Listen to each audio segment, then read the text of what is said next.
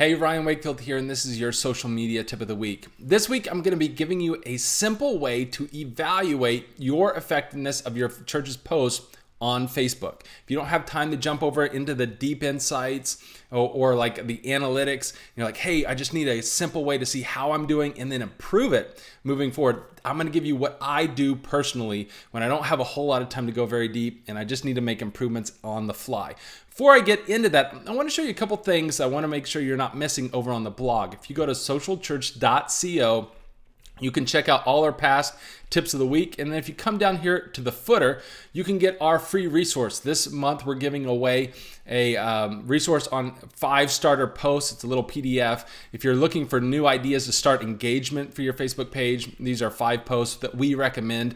Great starter posts. So I know I'm always looking for content. I'm sure you are too, so you can jump in there. We're about to change that up. So get that PDF before it's gone. Also, if you go to any tip of the week, on the right side, check out, you can subscribe and get these weekly tips sent to you right to your email inbox. It's the best way to make sure you're not missing the weekly tips. So I want to make sure you're aware of that over on socialchurch.co. So let's jump into this week's tip. Here's the problem, and we're all seeing our organic reach on social media continue to decline. I was reading this article on HubSpot saying how that's been the case since back to 2012, I think, going from 16% to 10% to 5% to 2%.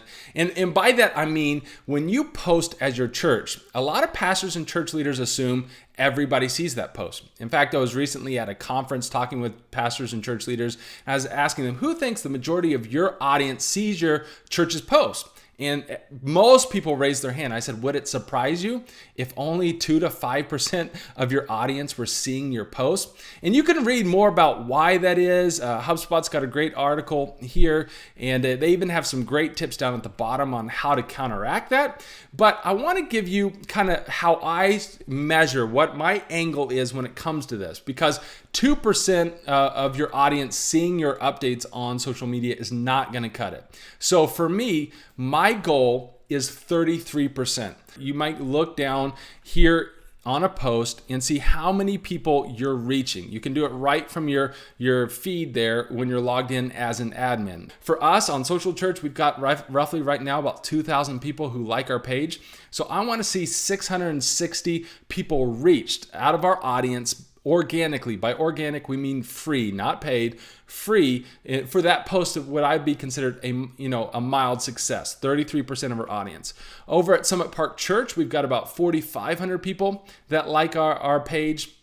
And so we essentially want to see about 1,400 to 1,500 people reached by any given post for that post to be considered a success. And again, that's a simple way without getting into a whole lot of analytics. You got to know some basic math.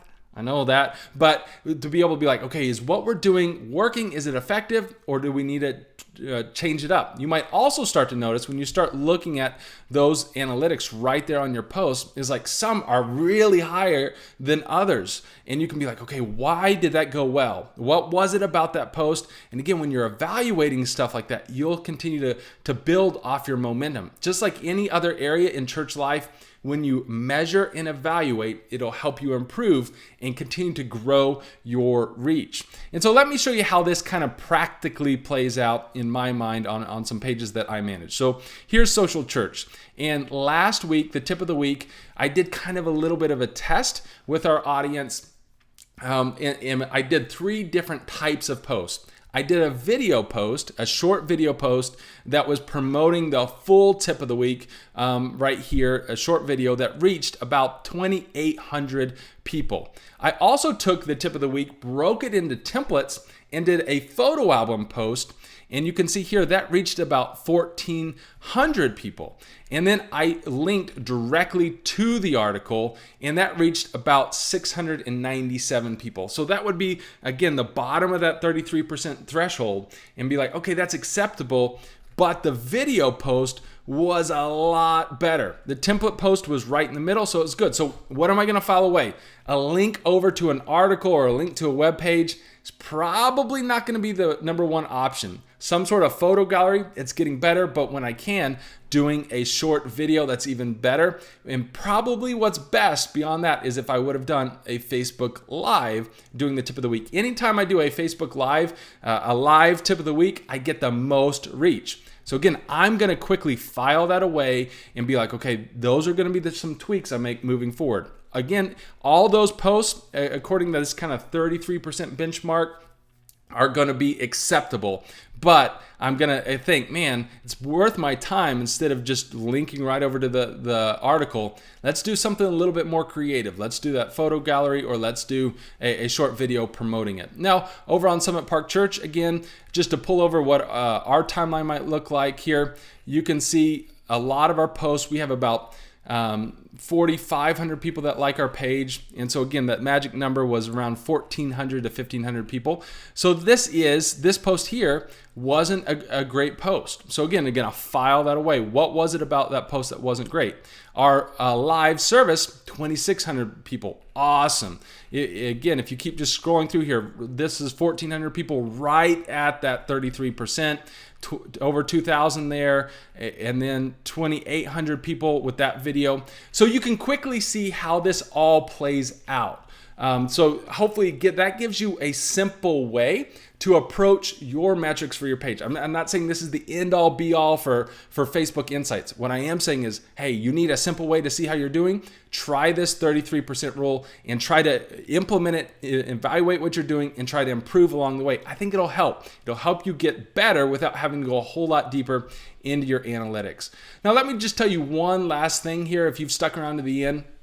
And that's, we're doing some fun stuff over in the Church Marketers group. I want to be sure you're aware of this. We have a private Facebook group for people who really say, you know what, I love church marketing. I'm trying to reach more people for my church in this area. If that's you, jump in the group. We're doing a couple things coming up. We're doing a website Wednesday where we're going to be talking about a website principle with a group of web developers and doing a web evaluation, a website evaluation of a church.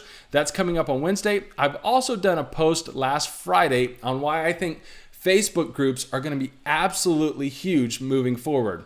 And then answered a lot of questions from people in the group about best practices with Facebook groups. But that's some of the stuff we're doing over in the Church Marketers group. If you want to go deeper, now don't just jump in there to jump in there.